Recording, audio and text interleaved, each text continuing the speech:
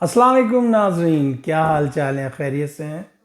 ایک نیا ویلاگ لے آپ کی خدمت میں حاضر ہوں۔ آپ سے درخواست کہ بھائی جلد سے جلد آپ یوٹیوب کو یوٹیوب چینل کو ہمارے کو سبسکرائب کر لیجئے، گھنٹی کا بٹن دبا دیجئے تاکہ کوئی بھی نوٹیفیکیشن آپ تک سب سے پہلے پہنچ سکے۔ جناب، آج جیسا میں نے کل بھی کہا تھا، پرسوں بھی کہا تھا کہ امریکہ فی الحال اٹیک نہیں کرے گا، اور بہت بڑی بات ہو جائے گی اگر وہ اٹیک کرے گا۔ لیکن اب یہ ہے کہ مسلم ممالک میں آپس میں وہ اختلافات پائے جا رہے ہیں۔ کچھ ممالک وہ اسرائیل کی حمایت لیتے ہوئے نظر آ رہے ہیں۔ ابھی یہ تو وقت بتائے گا اور اونٹ بتائے گا کہ اونٹ کس کروٹ بیٹھتا ہے، لیکن دیکھنا یہ کہ اونٹ جس کروٹ بھی بیٹھے بہرحال صحیح بیٹھے۔ پاکستان اس نے منع کر دیا کہ بھئی میں فلسطین میں حماس کے خلاف کام نہیں کروں گا، تو اسرائیل اور امریکہ اس کے دشمن ہو گئے۔ اور آپ نے دیکھا کہ ابھی پاکستان نے، سعودی عرب نے، ترکی نے، انہوں نے کہا کہ جی ایران پہ حملہ نہ کیا جائے، لیکن انہوں نے کہا نہیں، ہم تو حملہ کریں گے۔ اور جب یہ ایک بہت بڑی مخالفت نکل کر آئی تو آپ دیکھیں کہ انہوں نے فوری طور پہ 75 ممالک کے لوگوں کے ویزے بند کریں، اس میں پاکستان بھی شامل ہے۔ اور تقریباً یہ سمجھ لیجئے آپ کہ 75% جو ممالک ہیں وہ مسلم ممالک ہیں، 25% ڈیفرنٹ ممالک ہیں۔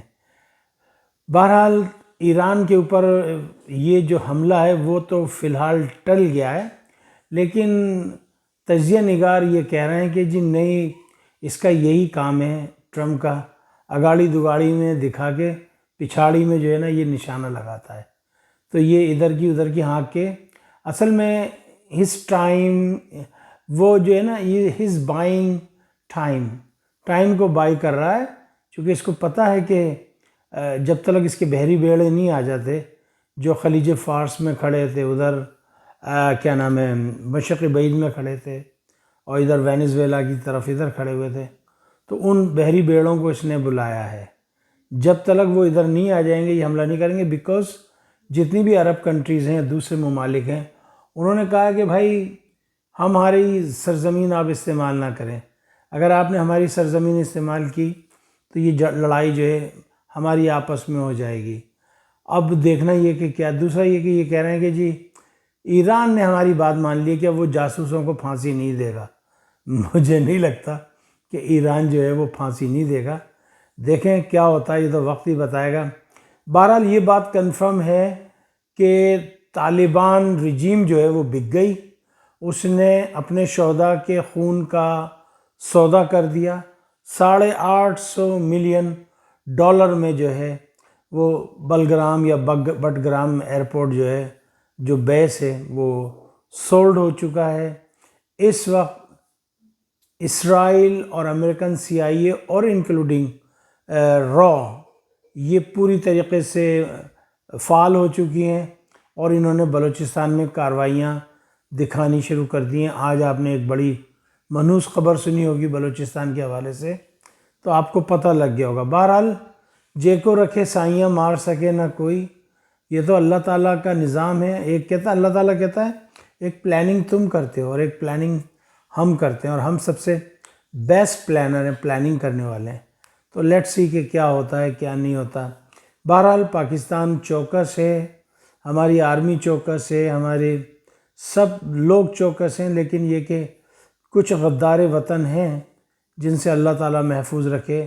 اپنی نگاہیں کھلی، اپنی آنکھیں کھلی رکھیں، اپنی نگاہیں مرکوز رکھیں ان اشخاص کے اوپر جو کہ غدار واقع ہو گئے ہیں کسی نہ کسی طریقے سے۔